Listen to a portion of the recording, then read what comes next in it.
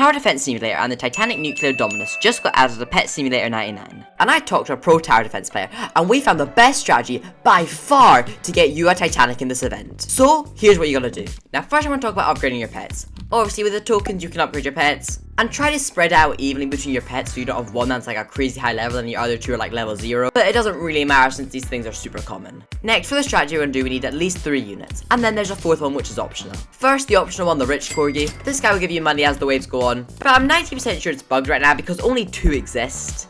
And it's a legendary, so it shouldn't be that rare. Maybe it's super rare, but it's optional, you don't need it.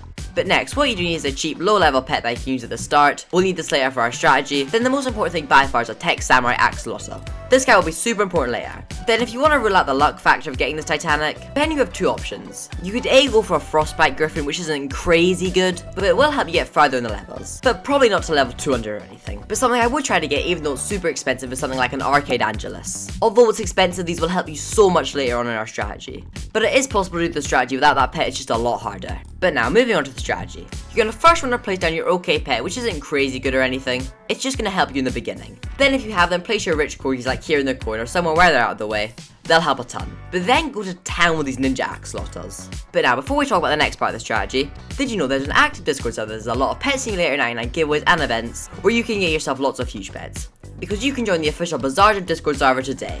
Top link in the description, I hope you join. Also, you can also subscribe to me, that's not a bad idea. Anyways, back to the strat.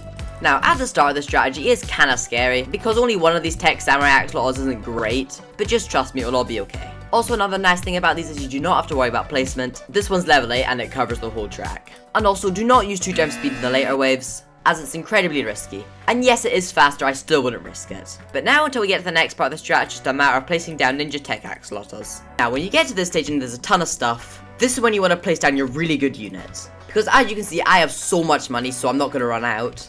And the stuff is getting slightly harder. But still nothing to worry about yet, but still best to act early. And also, if you do have the Frostbite Griffin, you can place it in the corners here.